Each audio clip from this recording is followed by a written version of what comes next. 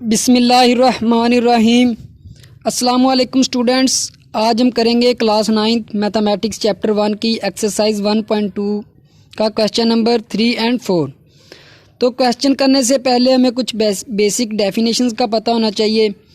तो जी देखते हैं, सबसे पहले कौन सी डेफिनेशन है, diagonal matrix. What is diagonal matrix? तो देखिए इसकी डेफिनेशन क्या है।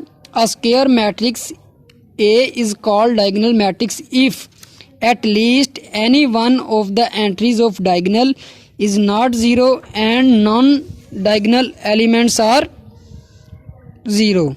तो डेफिनेशन को अगर मैं आपको बताना चाहूँ, वो क्या कह रहा है कि ऐसा मैट्रिक्स जिसमें जो है वो डायगोनल एलिमेंट्स की कम से कम एक एंट्री, डायगोनल एलिमेंट्स में से कम एक एंट्री जो है वो नॉन ज़ीरो होनी चाहिए और बाकी जो नॉन डायगोनल एलिमेंट्स हैं या एंट्रीज़ हैं वो ज़ीरो के इक्वल होनी चाहिए। तो वो हमारे पास क्या होगा, डायगोनल मैट्रिक्स होगा। देखिए हमारे पास डायगोनल में ये भी नॉन ज़ीरो है और ये भी नॉन ज़ीरो है। इधर डायगोनल में ये हमारे पास जस्ट एक ही एलिमेंट है जो नॉन ज़ीरो है। तो वो बस हमें यही कह रहा है कि एटलीस्ट वन होना चाहिए, कि वन एलिमेंट ऐसा हो जो नॉन ज़ीरो हो। तो ये हमारे पास डायगोनल मैट्रिक्स। अब आगे देखते हैं स्केलर मैट्रिक्स को। स्केलर मैट्रिक्स की definition, a diagonal matrix A diagonal matrix is called a scalar matrix if all diagonal entries are same and non-diagonal entries are zero। इसमें और इसमें डायगोनल और स्केलर में जस्ट थोड़ा सा ही डिफरेंट है। क्या डिफरेंट है कि इसमें जो है वो डायगोनल एंट्रीज हैं वो सेम होनी चाहिए। देखें इसकी अगर एग्जांपल की बात करें, ये हमारे पास एक मैट्रिक्स ए है 3, इसमें डायगोनल के एंट्रीज देखें, इसमें हमारे पास 3 3 है, यानी कि दोनों डायगोनल एंट्रीज जो हैं वो सेम है। तो और तीसरा अगर हम बात करें आइडेंटिटी मैट्रिक्स की, आइडेंटिटी मैट्रिक्स देखें हमारे पास, a diagonal matrix is called identity, इसको यूनिट मैट्रिक्स भी बोलते हैं। If all diagonal entries are 1 and non diagonal entries are 0। इसमें क्या डिफरेंट है, देखें कि इसमें जो डायगोनल की एंट्रीज हैं वो 1 के इक्वल होनी चाहिए। तो हमारे पास क्या होगा, आइडेंटिटी मैट्रिक्स। ये देखें इसमें हमारे पास डायगोनल एंट्रीज़ की अगर बात करें, ये हमारे पास है इसमें डायगोनल एंट्रीज़ की एग्जांपल, तो बाकी जो है नॉन डायगोनल एंट्रीज़ हैं वो 0 के इक्वल है। तो ये 1 भी हमारे पास एक सिंगलटन मैट्रिक्स भी है, लेकिन ये डायगोनल और ये आइडेंटिटी मैट्रिक्स भी है। तो इसमें डेफिनेशन के रिलेटेड आप एक इम्पोर्टेंट नोट लिख लें, ये आपके बहुत ही काम आने वाला है। क्या नोट है कि the scalar matrix and identity matrix और डायगोनल मैट्रिक्स। स्केलर मैट्रिक्स और डायगोनल मैट्रिक्स जो हैं वो आइडेंटिटी मैट्रिक्स, स्केलर मैट्रिक्स और आइडेंटिटी मैट्रिक्स जो हैं वो डायगोनल मैट्रिक्स भी होंगे। देखें किस तरह, ये देखें स्केलर हमारे पास, तो ये स्केलर में सेम है लेकिन ये डायगोनल की कंडीशन को भी तो सेटिस्फाई कर रहा है ना, कि जो डायगोनल की एंट्रीज हैं वो नॉन ज़ीरो है, तो ये डायगोनल भी है। इसी तरह अगर हम देखें आइडेंटिटी मैट्रिक्स को, ये देखें आइडेंटिटी मैट्रिक्स जो है वो डायगोनल मैट्रिक्स की कंडीशन को भी सेटिस्फाई कर रहा है। देखें किस तरह, डायगोनल एंट्रीज 1 1 है और ये नॉन ज़ीरो है, 0 के इक्वल नहीं है, तो ये डायगोनल मैट्रिक्स की कंडीशन को भी सेटिस्फाई कर रहा है। तो दूसरी इसमें क्या इंपॉर्टेंट नोट है कि diagonal matrix, every diagonal matrix is not a scalar और आइडेंटिटी मैट्रिक्स, कि डायगोनल मैट्रिक्स जो है वो कभी भी स्केलर और आइडेंटिटी नहीं हो सकता, पहले वाले का ये कन्वर्स है। तो नेक्स्ट डेफिनेशन देखें, नेक्स्ट हमारे पास है नेगेटिव मैट्रिक्स। नेगेटिव मैट्रिक्स क्या होता है, लेट ए बी या मैट्रिक्स, अगर हमारे पास एक मैट्रिक्स है देन इट्स नेगेटिव, इसका नेगेटिव क्या होगा कि उस मैट्रिक्स को हम माइनस से मल्टीप्लाई कर देंगे। Then is obtained by changing the signs of all the entries of matrix A. तो क्या होगा कि जब माइनस से हम मल्टीप्लाई करेंगे तो जो मैट्रिक्स की एंट्रीज होंगी वो उनका साइन चेंज हो जाया करेगा। देखें किस तरह, एग्जांपल की बात करें, अगर ये हमारे पास एक मैट्रिक्स ए है 1 -2 3 4, तो इसको हमने माइनस से मल्टीप्लाई किया, देखें -1, इधर माइनस का 2 तो पॉजिटिव हो गया, -3 -4। देखें अब बाकी एंट्री जो हैं वो उनका साइन चेंज हो गया, इधर -2 था लेकिन पॉजिटिव हो गया, बाकी पॉजिटिव की थी तो वो माइनस की हो गई।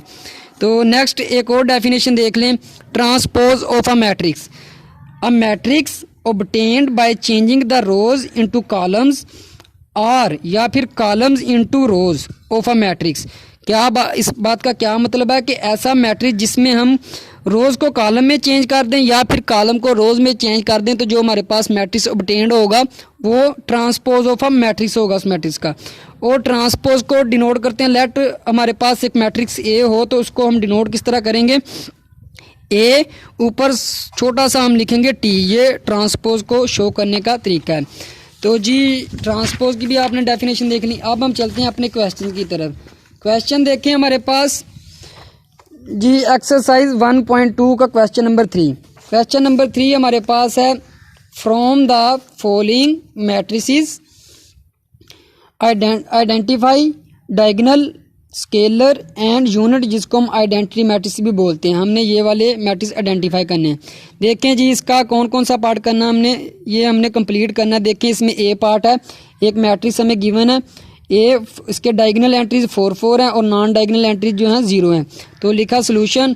ये हमारे पास देखें कि स्केलर की जो है वो स्केलर मैट्रिक्स की डेफिनेशन को सेटिस्फाई कर रहा है। इसमें जो डायगोनल एंट्रीज जो हैं वो सेम है, ये वाली डायगोनल एंट्री जो है वो सेम है। तो ये हमारे पास क्या स्केलर मैट्रिक्स। और हमने इंपॉर्टेंट नोट भी पढ़ा था कि स्केलर मैट्रिक्स जो है वो ऑलवेज डायगोनल मैट्रिक्स भी हुआ करेगा, तो ये डायगोनल मैट्रिक्स भी होगा। अब नेक्स्ट देखें बी हमारे पास है 2 0 0 -1। डायगोनल एंट्री जो है वो सेम नहीं और ना ही 1 है, तो ना ही ये स्केलर है और ना ही ये आइडेंटिटी मैट्रिक्स है। तो ये हमारे पास कौन सा मैट्रिक्स है, जस्ट ये डायगोनल मैट्रिक्स की डेफिनेशन को सेटिस्फाई कर रहा है। तो ये हमारे पास क्या होगा, डायगोनल मैट्रिक्स। अगर इसी तरह मैं सी पार्ट को देखूं तो सी पार्ट हमारे पास कुछ इस तरह से है। देखें सी पार्ट हमारे पास कुछ इस तरह से है, सी 1 0 0 1। अब इसमें गौर से देखें कि हमारे पास डायगोनल के जो एंट्रीज़ हैं ये वाली डायगोनल एंट्रीज़ हैं, या इसको हम बोलते हैं डायगोनल एलिमेंट्स। तो ये 1 1 है। ये तो किसकी डेफिनेशन पढ़ के हैं, यूनिट मैट्रिक्स, जिसको हम आइडेंटिटी मैट्रिक्स भी बोलते हैं। डायगोनल मैट्रिक्स जो है वो 1 है और नॉन डायगोनल एलिमेंट जो हैं वो 0 हैं, तो ये यूनिट मैट्रिक्स होगा। और इम्पोर्टेंट नोट में हमने ये भी पढ़ा था कि यूनिट मैट्रिक्स जो है वो ऑलवेज डायगोनल मैट्रिक्स हुआ करेगा, तो ये डायगोनल मैट्रिक्स भी होगा। तो जी नेक्स्ट देखें, नेक्स्ट इसी क्वेश्चन का डी पार्ट को देखें। ये हमारे पास है 3 0 0 0। तो जी देखें इसमें तो जस्ट एक ही एलिमेंट है, बाकी सारे नॉन जीरो है डायगोनल में। तो लेकिन डायगोनल मैट्रिक्स की हमने डेफिनेशन क्या पढ़ी थी कि एट लीस्ट 1 एलिमेंट ऐसा होना चाहिए जो नॉन ज़ीरो हो। तो ये हमारे पास एक ऐसा एलिमेंट है जो कि डायगोनल एंट्रीज में है जो 0 के इक्वल नहीं है, तो ये हमारे पास क्या होगा, डायगोनल मैट्रिक्स। तो नेक्स्ट देखें, नेक्स्ट हमारे पास है एक मैट्रिक्स है 5 3 0 0 1 + 1। ये हमारे पास एक मैट्रिक्स का, पहले इसे हम सोल्व कर लेते हैं, फिर हम बता सकेंगे कि ये हमारे पास कौन सा मैट्रिक्स है, स्केलर है, डायगोनल है या फिर आइडेंटिटी मैट्रिक्स है। तो जी देखें 5 - 3 हमारे पास 2 आएगा, 0 0 और 1 + 1 2। तो जी देखें 2 2 एंड डायगोनल एंट्री जो है वो सेम है, तो ये किस की डेफिनेशन को सेटिस्फाई कर रहा है, स्केलर मैट्रिक्स की डेफिनेशन को सेटिस्फाई कर रहा है। तो ये स्केलर मैट्रिक्स है। और हमने इंपॉर्टेंट नोट, मैं बार बार आपको बता रहा हूँ कि नोट आपने याद रखने हैं। इंपॉर्टेंट नोट पढ़ा है कि स्केलर और identity matrix always diagonal matrix भी हुआ करेगा। तो जी क्वेश्चन नंबर नेक्स्ट देखते हैं, क्वेश्चन नंबर 4।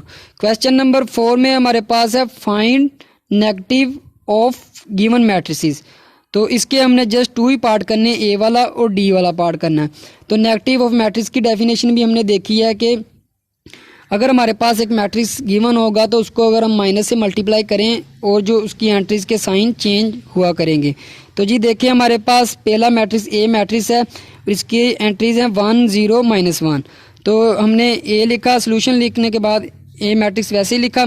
अब इसको हम माइनस से मल्टीप्लाई कर देते हैं। तो जी देखें ये हमारे पास पॉजिटिव का था, -1 हो गया, 0 वैसे ही, और ये माइनस का था तो +1 हो गया। तो जी देखें ये हमारे पास क्या है, नेगेटिव ऑफ मैट्रिक्स, ये हमारे पास इसका आंसर आ गया। नेक्स्ट वाला पार्ट देखें, नेक्स्ट वाला पार्ट डी पार्ट है। डी में हमारे पास एक मैट्रिक्स है -3 2 -4 5। तो डी लिखा, सोल्यूशन लिखने के बाद डी मैट्रिक्स वैसे ही लिखा। अब हम क्या करेंगे, नेगेटिव ऑफ मैट्रिक्स फाइंड करने के लिए -1 या फिर नेगेटिव से हम मल्टीप्लाई कर देते हैं। तो जी देखें क्या होगा कि जो मैट्रिक्स हमें गिवन होगा उसकी एंट्रीज के साइन चेंज हो जाया करेंगे। देखें माइनस से मल्टीप्लाई किया, -3 ये पॉजिटिव हो गया, ये 2 पॉजिटिव का था तो माइनस हो गया, -4 जो है वो पॉजिटिव 4 हो गया, और 5 जो है पॉजिटिव का था तो ये माइनस हो गया। तो ये हमारे पास इसका डी का नेगेटिव ऑफ डी आंसर आया। तो जी ये था हमारा क्वेश्चन नंबर 3 एंड 4। तो नेक्स्ट लेक्चर में इंशाल्लाह हम क्वेश्चन नंबर 5 एंड 6 करेंगे, तो हमारी एक्सरसाइज कंप्लीट हो जाएगी। तब तक अल्लाह हाफिज़।